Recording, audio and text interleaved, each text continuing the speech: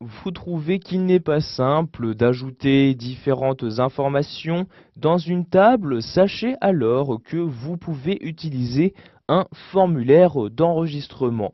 Celui-ci vous permettra tout simplement par l'intermédiaire de ce formulaire donc d'insérer les différentes données que vous souhaitez à l'intérieur d'une table. Donc pour cela, nous allons utiliser l'assistant de formulaire proposé par Access 2010. Donc pour l'ouvrir, je vais me rendre en haut et cliquer sur l'onglet Créer. Une fois cet onglet ouvert, je me déplace maintenant sur la droite et je clique sur le bouton Assistant formulaire. Vous avez alors cette fenêtre-ci qui apparaît où vous allez dans un premier temps choisir les différents champs que vous souhaitez remplir à l'aide de ce formulaire.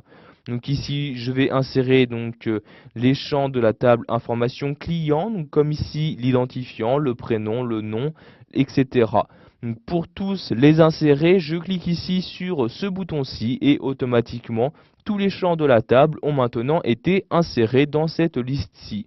Vous pouvez également choisir d'utiliser un sous-formulaire, c'est-à-dire à partir du même formulaire, remplir plusieurs tables. Vous cliquez pour cela sur la flèche pour sélectionner l'autre table à remplir. Donc, par exemple ici, je vais également remplir la table paiement. Je clique donc sur paiement ou encore je peux remplir la table commande. Donc, par exemple ici, je vais utiliser la table commande comme ceci. Et à nouveau, vous avez alors ici les différents champs disponibles de la table que vous n'avez pas encore insérés.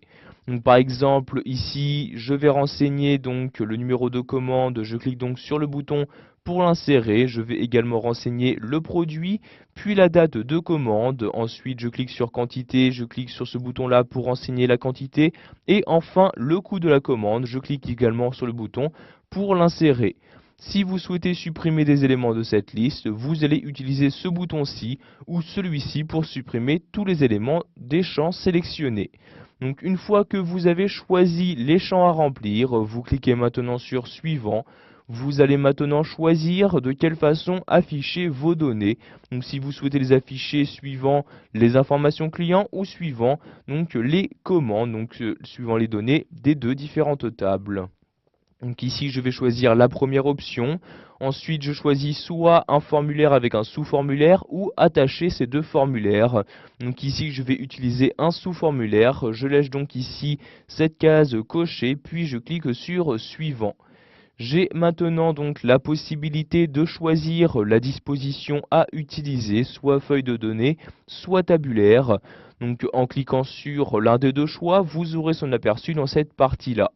Donc, par exemple ici je vais prendre tabulaire, je clique ensuite sur suivant comme ceci. Enfin vous allez choisir les noms à attribuer au formulaire, donc ici au formulaire et au sous-formulaire. Puis donc ce que vous souhaitez en faire, soit l'ouvrir pour l'utiliser, soit modifier sa structure.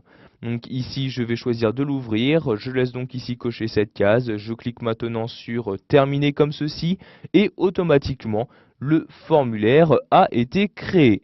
Vous avez alors ici donc les différents champs que vous avez choisi de remplir, comme ici le prénom, je clique dans le champ correspondant et par exemple comme prénom, je vais ici mettre Albert comme ceci. Je clique ensuite dans le champ nom et je renseigne le nom, par exemple Moreau. Ensuite, sa date de naissance, je clique dans le champ. J'ai ici un calendrier qui apparaît, je clique dessus. Et par exemple, je vais cliquer sur la flèche de gauche et je vais par exemple mettre ici cette date-ci au hasard. Donc si vous n'avez pas ici le calendrier qui apparaît, vous devrez auparavant gérer le type de données que vous souhaitez utiliser. Nous avons donc vu cela dans une autre vidéo formation.